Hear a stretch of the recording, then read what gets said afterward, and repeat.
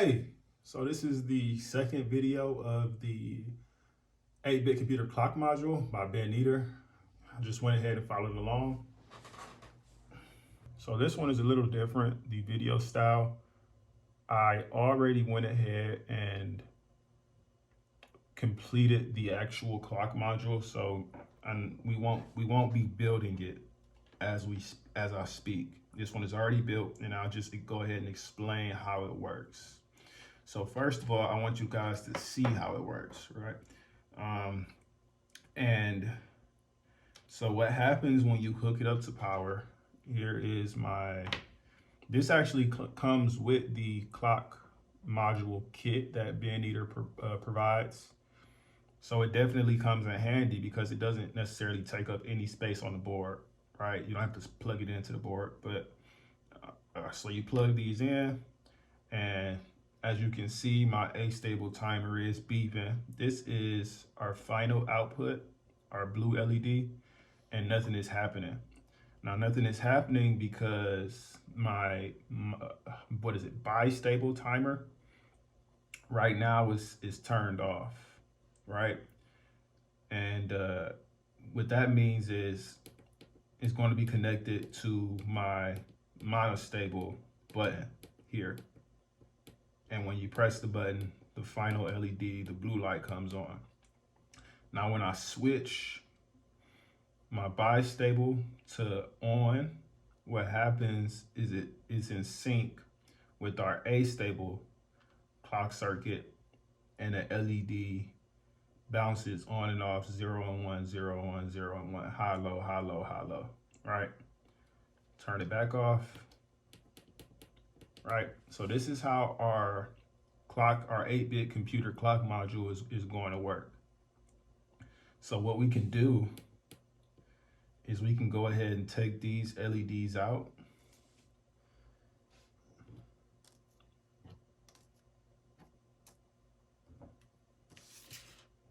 Along with the resistors, the current limiting resistors. Right here, here, or yeah, here and here. And then that way we can see our final result, right? So we go ahead and we hook it up to power. Nothing happens, but that's because it's connected to our monostable button. Click the button, the light comes on, and then you flip it. And part two, what we were doing is we were connecting our A-stable, our monostable, and our bistable clock circuits into one LED, into one circuit. All right, so this is the logic behind the connecting of those three circuits. And what we have here is we have our A-stable pulse, our select, our manual pulse. We have 2 AND gates. We have 2 inverters. Or I'm sorry, 3 AND gates, 2 inverters, and then 1 OR gate. Right? So here we have, I want to say this one is called our LS04 IC, and our LS04 IC is our inverter. So those are 2 inverters. Well, we're using 2 inverters here. And then this is our LS08 IC, and this one is the one with the AND gates. So we're using 3 AND gates on our LS08 IC. And then this is our LS32, and this is our OR gate. So we're using one of these OR gates from our LS32, right? And the way this works is we have our select, which is here. This is our select. So our select is our bistable circuit. Our manual pulse is our monostable circuit. And then our A-stable pulse is our A-stable circuit here. And how this works is when select is on, right? So select is on, and that's a good question. So when is select on? So select is on when select is outputting, right? Now, when is select outputting? Select is outputting when we have it here, because here our pin 2 is connected to this side, and what happens is this middle pin on our switch is ground. So when we switch our ground to our pin 2, which is usually high, as we can see with this pull-up resistor, it grounds it, and now it's lower than 1.67 volts, which is created here inside of our IC, and then it turns the light on. So right now we're in the on position. When our select is on, we have a 1 here at our AND gate, and our inverter, all it does is it changes our 1 to a 0. And then our astable pulse, that's the one that's on, off, on, off, on, off, on, off, not stable in no state. So what does that mean? Well, first of all, what is an AND gate? So an AND gate only works when this and this, when both of these are 1. If one is 0 and the other is 1, then the AND gate won't work because they both have to be 1. We have a 1 here because our select is on, and our astable pulse is 0, 1, 0, 1, 0, 1. That's what causes it to go on, off, on, off, on, off. So we'll have a 0, 1, 0, 1, 0, 1, 0, 1, 0, 1 coming out of here, right? Okay, cool. Now we're going to go here. Like I said, this is a 1 here, but a 0 here, right? So because this is a 0, no matter what we put in here, it's going to still be a 0 on the outside of the AND gate because both of them won't be 1, right? And then an OR gate kind of speaks for itself. Either or can be 1. So if we have 1 here and 0 here, we're going to get a 1 out. If we have 1 here and 0 here, we're going to get a 1 out. If we have 0 here and 0 here, we're going to get 0. So only 1 has to be present to get a 1 out, right? So this will be 0, 1, 0, 1, 0, 1, 0, 1. And 0, 1, 0, 1, 0, 1, 0, 1, it'll come out blinking, just like it's blinking here. And then I'll also introduce our halt signal. So as you guys can see, we have our halt into ground. It's usually 0. It goes through our inverter. It turns into 1. And now, like I said, from here, we'll have a 0, 1, 0, 1, 0, 1. And this is going to be consistently 1. So every time they're both 1, you'll get a post out. Post, post, post, post, post. That's why when our bistable switch is switched to on, we'll get blinking light, blinking light, blinking light, right? So then now we'll get here, and right now it's in an off position, right? So when we're in our off position, what's happening is, like I said, this is ground, this middle pin. So let's just think about this as being ground. You see this little switch? Think about this switch that I'm actually moving, the physical switch, that's ground. So we move this physical switch, or we move the ground over to our pin 4.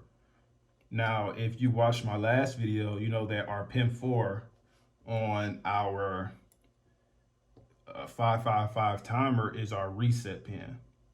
And what happens is when our reset pin goes low, then our it resets.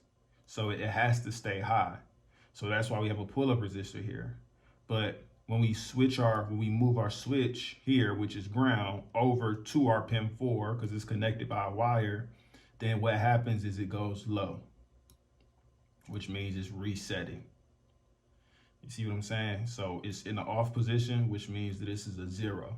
It's ground, ground is 0, it's off, it's low, all of that good stuff.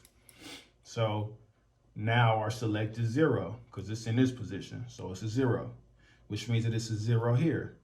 which means that because it's a 0 here, no matter what our astable pulse is, it'll be a 0 because we need 2 1s. But look, there is an inverter here. So we have 0, it goes through our inverter, and it turns into 1.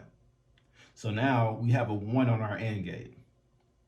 So the only way we'll get a 1 out of our AND gate is when our manual pulse is also a 1, because you need both. You need this and this. You need a 1 and a 1 to get a 1 out.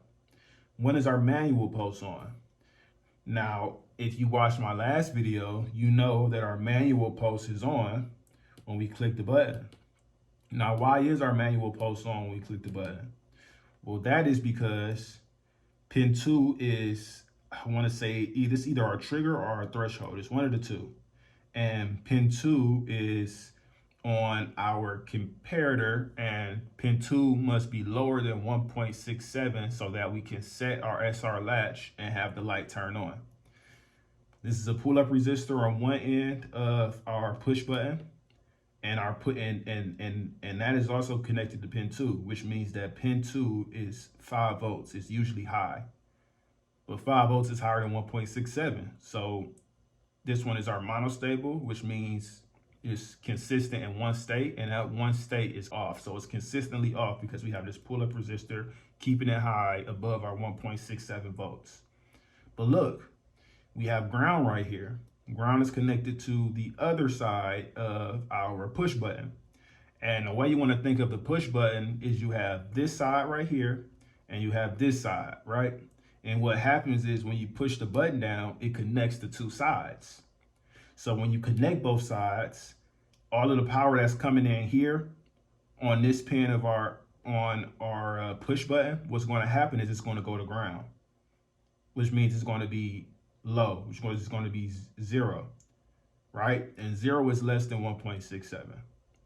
And that is the parameter that we need to have to set our SR latch. And when we set our SR latch, we get voltage out of our pin 3, or current out of our pin 3, and that prompts the light to cut on, right? So every time we press our push button, we'll get a 1 here, and then this is our select is off right now, which after an inverter is a 1. So let's visualize this really quickly, right? We have this, and this is a 1 after our inverter, and our manual pulse is a 0 right now, but we're connecting our 5 volts to our ground, and it's running to ground, which means that now it's less than 1.67, which means that our LED is now both of these are 1. So whenever I press the button, we have both of these being a 1. And then this is a 0. We already said that because our select is a 0 and there's no inverter right here. But our OR gate only asks that we only have one of our sides that are present, or that are high, or that are a 1. So this is a 1 whenever we press the button. So whenever we press the button, we have a 1 here. And then this is 0 because it's on ground. Our inverter is 1. And we'll have 2 1s whenever we press that button. And then we'll get it out right to our final LED. So that's how those work. So now that we know the actual logic behind it, I really just want to go through the setup and the cables that are connecting them. So if we take a look here at our breadboard, what we can see, and it's actually pretty simple because we'll just be following here. So first of all, this is our LS04 IC, and our LS04 IC is our inverter, and our halt signal goes through our inverter, right? It's connected to our inverter, and it's connected to ground. So ground through our inverter turns into 1, right? So ground to our inverter here is going to be 1.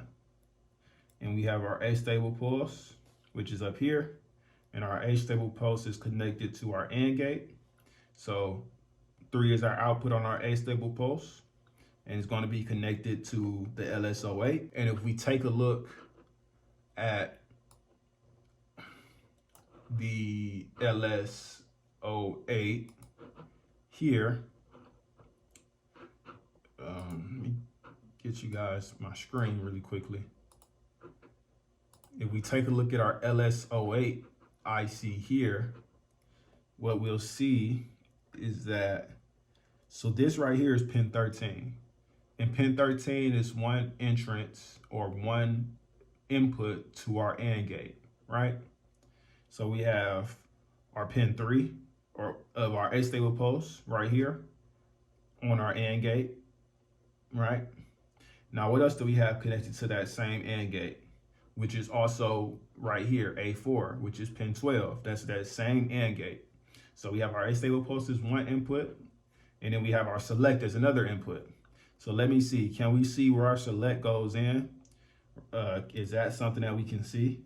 So this is pin 3 right here of our select, and that's the pin 3 is the output, and that's going to be right here. But this whole row is connected. So we have that same, this is the same thing as this. That current is gonna flow here to here, and it's gonna flow right here as the other input on pin 12. And then our output right here is gonna be pin 11, right? So pin 11 is now our output of these two coming in. And pin 11 is gonna go to our OR gate right here. And so that's going to be one input on our OR gate here. So that's this whole side. And then now, yep, so that's this and that's this. And we've already went over our halt.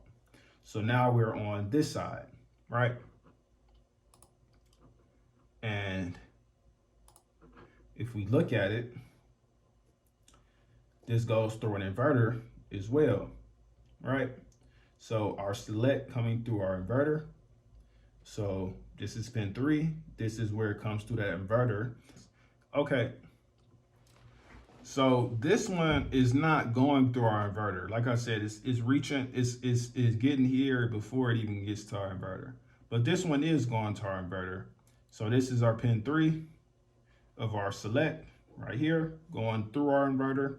And then this is the output of after our inverter, right? So this one right here, because if we look at our inverter schematic, we switch to my screen view. This is going to be pin 1 here. Output of our select is going to pin 1 here. Output of our select connecting to pin 1. That's this right here.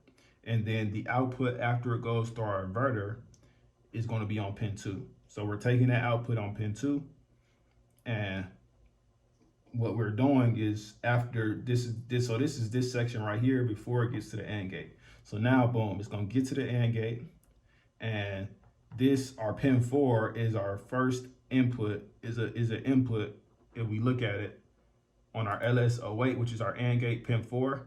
So pin 1 here, pin 2, pin 3 is our output. We're on pin 4. That's the input for our second AND gate. So that goes in here. And then we also have our manual posts connected also. So here's our manual post, output 3, pin 3 on our 555 timer for our manual post. And that's gonna come all the way down. And that's gonna be connected here on pin 5. So pin 4 and pin 5 are also connected to this AND gate, right? And then what's going to happen is the output of pin 4 and pin 5 is going to be pin 6, which is here, pin 6, which is here, and that's going to be connected to our OR gate, right? So that's going to be connected, pin 6, to our OR gate, right? So then, and this is connected to our OR gate, which is a great thing. So then we'll also have, not only do we have this AND connected to our OR gate, we also have this other output of our AND gate connected here. So, and then right here, our pin 3 on our 32, our LS32, pin 3 is our output of our first OR gate. The only OR gate that we have, that's the output. And then what's going to happen is our output is going to go around to an AND gate again here. And this is pin 9, I want to say. So let's go to our and pin 9 is one input right here of our AND gate. So pin 9 is an input of our AND gate here. And then another input of our AND gate is our halt signal. If we look at our halt signal, we have from ground, to our inverter. So it's going to change our 0 to a 1. This is the output of that inverter. This is the input of that inverter. This is the output of that inverter. And then we have this wire here on the output of our inverter that changes our halt from 0 to 1. And then it goes into our AND gate here, which is also connected here. And then, so those are those final two on our AND gate. And then the output of our AND gate is on pin 8 right here. And that output is connected to our LED. So that is how the logic behind the connection of our monostable, astable, and bistable clock timer circuits work. And then, like I said, our final result will be when you press our button, when it is off, when our switch is off, and you press the button, it turns on. And when our switch is on, it bounces from our astable circuit.